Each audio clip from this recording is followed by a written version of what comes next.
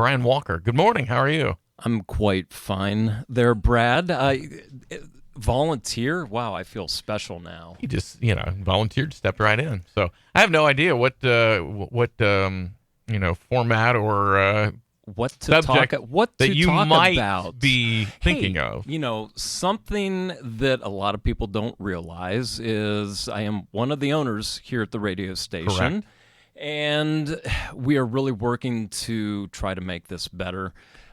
Just in general with the format, the sound, events that we're doing. Last year we did a car show. We're planning on doing that again. We have a lot of great ideas of stuff that we are going to do. And we're really excited because as new ownership, we're able to, it's sort of like giving kids power tools to play with. Never ever do that. But it's Too fun. late. It's fun because I actually got started in radio locally back when I was still in college, and I've always really loved radio. And it's funny because when we heard about the opportunity to allow BTC to continue on in its local format and local involvement, it sort of struck a chord because as you get older, you start realizing different things about life. And that was one of the things I thought, this would actually, I've always loved radio, and we jumped in. But another thing, I'm going to throw you a curveball here. One of the things that I love, that I really, really enjoy, and this may throw a lot of people for a curve, is cryptocurrencies. I did hear that. I heard that. And what is funny is WBTC. BTC is the sort of like the stock ticker symbol or shorthand for Bitcoin. And I would love to start a show. If I can get Brad's permission, to start a whole cryptocurrency show. Is that why here. you've been paying me in this way that I don't know how to cash? In Dogecoin, yes. No, but it's fun. Cryptocurrencies, radio, it's sort of like an eclectic mix of stuff. Yeah, but it's, I guess, getting back to the whole radio thing, we are really excited. We've rebranded, as most people know, the Tusk. As I'm sitting here, I'm looking at your plush walrus overlooking you there from the ledge. The foreman, yeah. Yeah, he's the foreman? Okay. Yeah, he's awesome. Are we willing to accept ideas and what have you from listeners who think, hey, it'd be a good idea if you did this or that? Absolutely. It's a local community radio station. So with that in mind, we have a lot of great things going on. We love to hear ideas. The car show was, I think, one of them from somebody. And then, because I know in the past, Jim Natoli had done that for years and years and years. So we're trying to re-implement that. We are... people need to keep listening because we have tons of baseball tickets for the Rubber Ducks, the Cleveland Indians that we're going to be giving away this year. But yeah. Yeah. I'm sorry. I'm looking at Chief Wah, who's still overlooking you here in the studio too. It will always be the Indians to me. Yeah, me too. But yes, the Cleveland Guardians. And that's going to be a great thing. We have the summer showcase stuff. I believe we're going to be doing that again this year up at Tuscarawas Park. That's our plan, yeah. And the car show, if I can convince us, maybe we can do a remote for the EAA's pancake fly-in at the airport and do some stuff like that. But yes, community suggestions and involvement. There's a lot of radio is just unique and special. A lot of people have said, streaming is going to kill radio. And streaming's great for specific things, but the local involvement, the local talent, the magic of radio in and of itself, I think is what is really special. And this is actually, people may not realize this too, this is the 60th anniversary of WBTC. It was started 1963 by Jim Natoli and his mother, correct? And when you take a look at, and it's funny, somebody made a comment to me. They came in here and they went, oh my gosh, this is like a living museum in this building. we have pictures from Uricksville and Denison from Turn of the century. Turn of the century. Yeah. Not 2000, 1900. Yeah, 1900s, late 1800s, early 1900s, the depot, the original RCA transmitter AM that is still operable when needed that Jim Natoli put in here. Yeah. And it's just it is like a time capsule when you walk. Well, you were around since the dinosaurs. So Don't say it's a time capsule and look at me. Come on. Well, you're the only other person in here, you know. Oh, okay. But it's really is a unique station, and we have a lot of big plans to continue to grow it. I know we've had a lot of people at least have came up to me, and I know Robert said the same thing, that they really enjoy listening. They like the format, a lot of the music. We're trying to sort of update and tweak things a little bit and improve a lot of things. And that's what's fun for me, because it's the challenge of it. It's one of don't tell me I can't do something, because I will prove you wrong then type thing. But that is what's making it fun. I mean, you, Robert, Don, Asa, the gang that's here are... It's a small, great, locally run radio station, and I'm just really excited that we're able to do a variety of stuff. And you know what? I filled in just perfect because it looks like Percy did show up. All right. So that is awesome.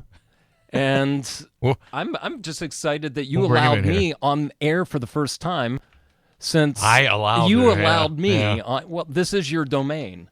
And Percy actually just stepped in, and I guess we're going to find out a whole lot about the telethon, right? Oh, that and more. Yeah. Do you know Brian? I think I do. You look really familiar. Why do I know you, though? Oh. We're on the air, Percy. We are on the air. Yeah. You graduated from, I want to say, is it Dover? Yes. About 1990-something? Whoa. Yes. 2007. 2007. Okay, that makes me the old man in the room then. Well, not quite. That's the only reason why we would probably know each other. But I've seen you so many times. I'm hat guy. Oh. Gotcha. But, so tell us a little. I should let Brad do the interview. Well, that's all right. I'm along for the ride here. I messed everything up. Let's go ahead and intro it with some music here.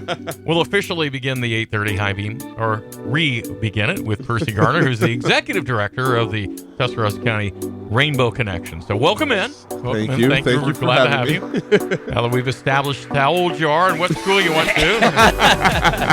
Well, it was just from it was all the football you played, right? Yeah. That would be why I remember you. Okay. I'm just a faceless. He threw a couple different kinds of balls, but that's the way that ended up going. You were a star. I remember. Yeah, for sure. Even though I am the old man in the room, I remember.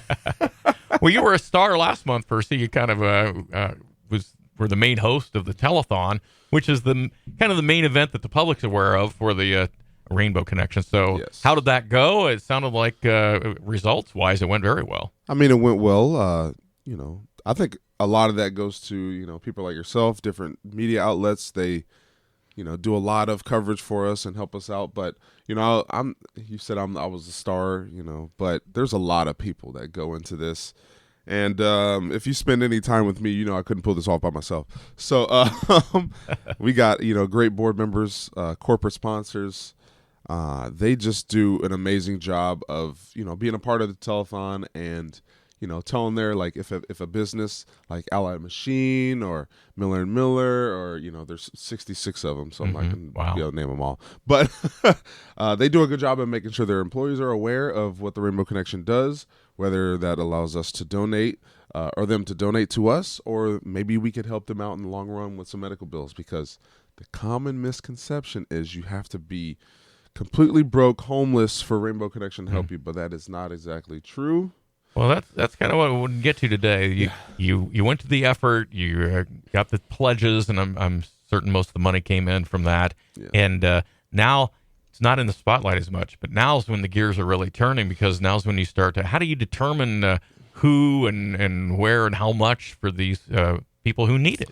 Well, you had to go to Dover. No, I'm joking. So we help we help all Tuscarawas County residents, and we have a board of directors that is combined of people that have been in the bank industry for a long time, so they're good with finances. We have pharmacy specialists.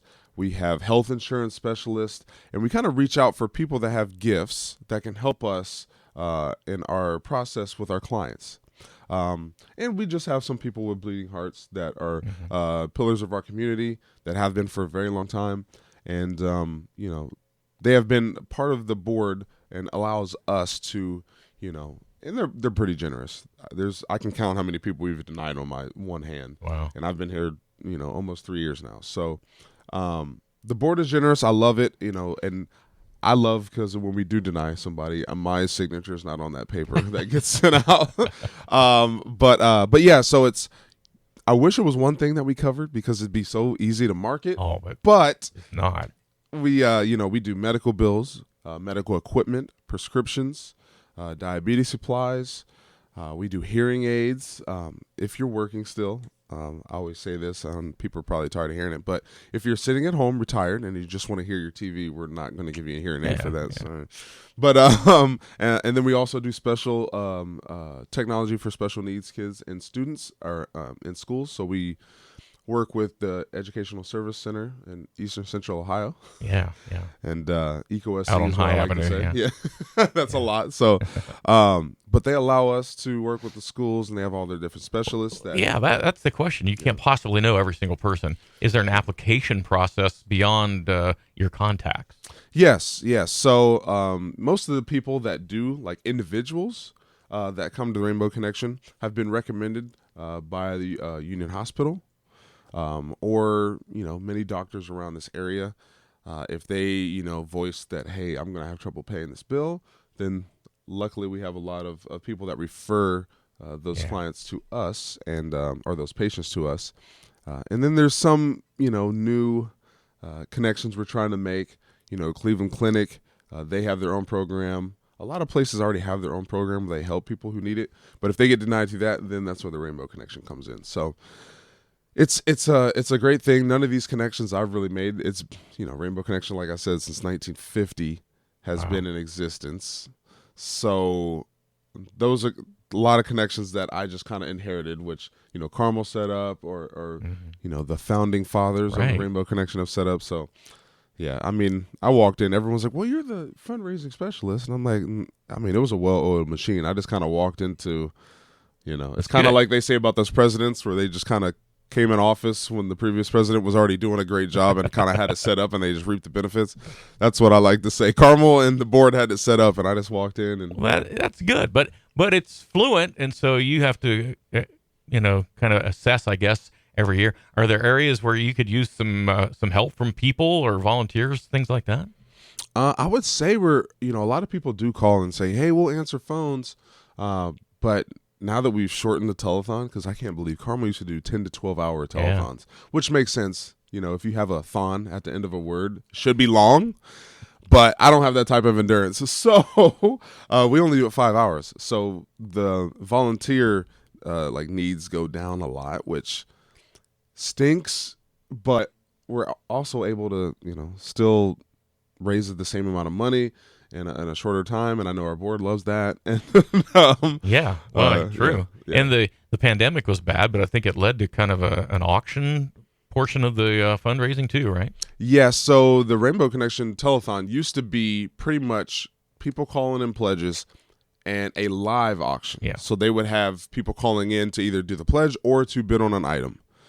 And that worked really well. The auction was awesome, but yeah, the COVID made us, well, first of all, we had to go to 3 hours for COVID. Yeah. And I had to move the auction to online, which I think was the smart move, and that's what everybody's doing. Any organization that does an auction pretty much does either a gala event where you're there and you're able to go up, or it's online. So I think we had to make that adjustment. And as Carmel was leaving, she's like, you should probably do an online auction. And I was like, oh, okay, cool. She's like, I just don't know how to do it, so you do it. Yeah. That's exactly. That's great. And that makes me want to ask, again, you have a sports background, and you want to talk about that all the time, but has that helped in coming in and leading an organization?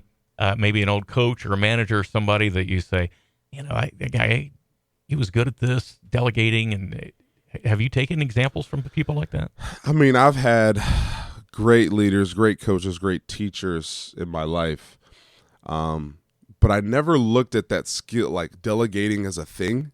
And now I'm like, I need to learn to do this. This is not, I try to do, and that was you're a doer, right? Yeah. And I'm just, I try to do that. I try to let other people, and it's not that I don't trust anyone. It's just like, I want to make sure people know that I'm working hard. Yeah. But, I have an executive assistant.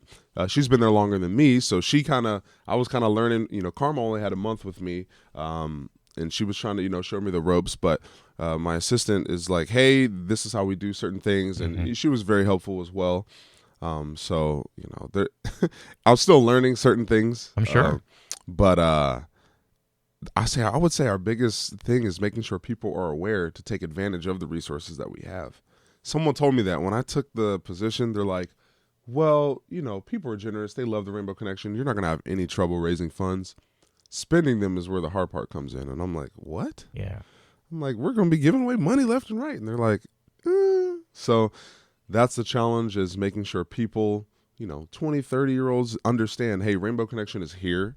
If you need us, take advantage. But we live in an area, Tuscarawas County, hardworking area.